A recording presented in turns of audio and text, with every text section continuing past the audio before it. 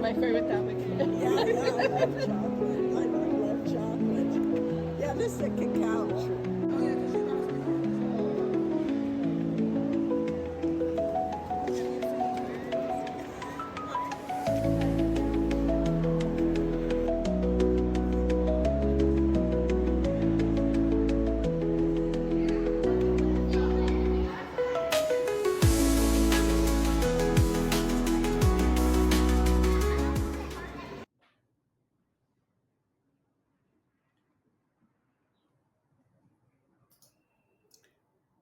That was fun.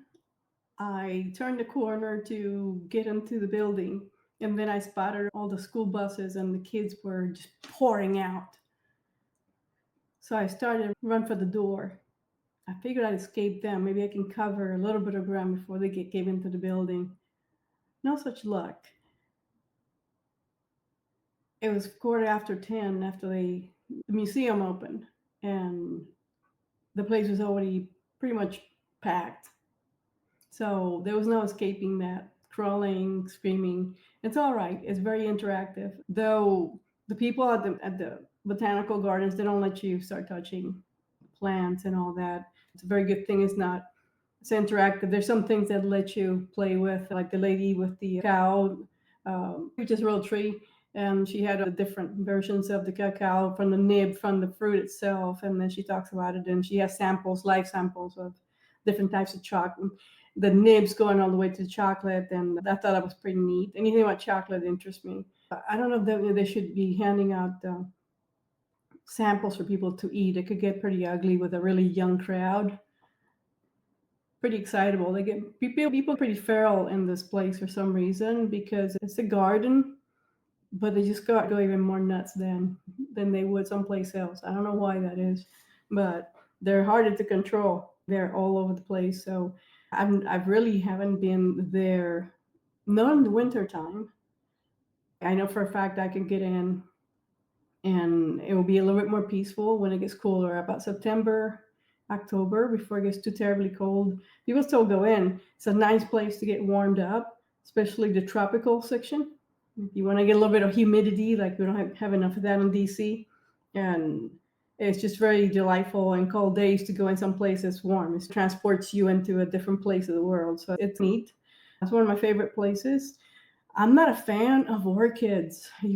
Some of you may be really fans of orchids. You may have them in your home. I think they're kind of high maintenance. There's something really strange about orchids, but that seems to be the one big collection they have. So I spare no effort in showing you all these pretty flowers. They're very beautiful. I don't even think I've ever owned one. I know people who are big orchid collectors. This is a very nice collection. And I like the cactus. Anything like that, desert. I spent time in arid parts of the world. I'm pretty fond of the cactus and anything has to do with the desert. But yeah, the tropics definitely, because I grew up in the tropics. I'm okay with that. Not really keen on the humidity, but that's their normal environment. And these exhibits are really nice. They're really good places. These are not places to relax though, because there's so much activity and people are just all over the place. It's very active, but I think people flow in and out very quickly. You may spend about 30 to 40 minutes. There's a lot to see, but you can walk through it very quickly into some sections of the gardens and see quite a bit and within an hour, and still hop up back on a bus if you're on a time crunch. All this is metro accessible. I did do some walking by at the other end of, it's right outside, they're right behind the Capitol building. And I just decided to do a little bit of photography just to check out on a almost rainy day. I know it's going to rain cats and dogs when I go to my next stop. So I'm trying to hit these museums one at a time and the same day to see how far I can push myself. I'm sure I'm going to end up really exhausted. I'm exhausted just going to that Botanical Gardens, but it's definitely one of my favorite places. I encourage you to check it out if you're in DC. I forget when, if they're closed at certain times of the year. I'm sure you're over the holidays, but and when the weather's really bad and it's the warmer months, it's hard to find it peaceful where you can just take your time and kind of reflect and look at the plants and take more time just standing in one spot. That's a little bit more challenging, but you still find beautiful things. Like if they had certain types of plants, I'm a big fan of sunflowers. If they have that kind of stuff, or local pollinators.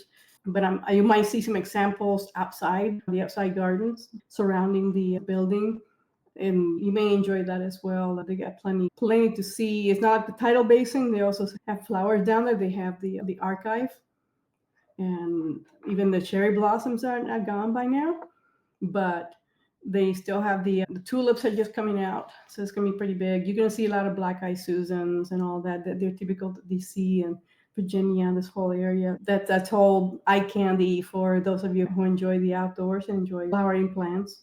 So I hope you enjoyed this video. It's easy to get to. I recommend taking Metro Park at someplace outside of DC if you don't know the district very well. There's always some sort of a road closure and detours, and GPS for some reason gets lost. They don't get lost like in Baghdad or some other place, got off a place on earth, but they get lost very quickly. GPS gets confused and reroutes a lot in DC. It has trouble updating. So park it like in Virginia by the Pentagon City Mall, and then hop on a blue line, blue and yellow, and just go into the Smithsonian. Make your transfers on the metro, take the train. Highly easy to walk. If you have accessibility problems, someone with wheelchair and all that, then we can talk about it. If that's something that you need to plan, I am available for a 30-minute consultation for free of charge. I've done plenty of travel bookings, going back to doing that because I craved it. I wanted to get my business back up and running to offer other services. And this is something I was doing a while back. And I also did a travel vlog. I'm not sure I'm going to call it a vlog, but this is more like a highlight of things that you could be doing right now if you're looking for a nice spot to do some tourism. If you want to do travel for the summertime, then you need to start planning now. So if you have some questions, let me know. Don't forget to send me an email if you want to, or a comment. I'm going to do short blogs about my visits on YouTube with more pictures in addition to the videos, so you get an idea what they have. But these exhibits, they change every year. So this is what they have now, but they're still just as enjoyable. And you know how to find me. Will you stop by again and visit me? And I will see you again soon. Don't forget to subscribe. I could use more followers. Thank you.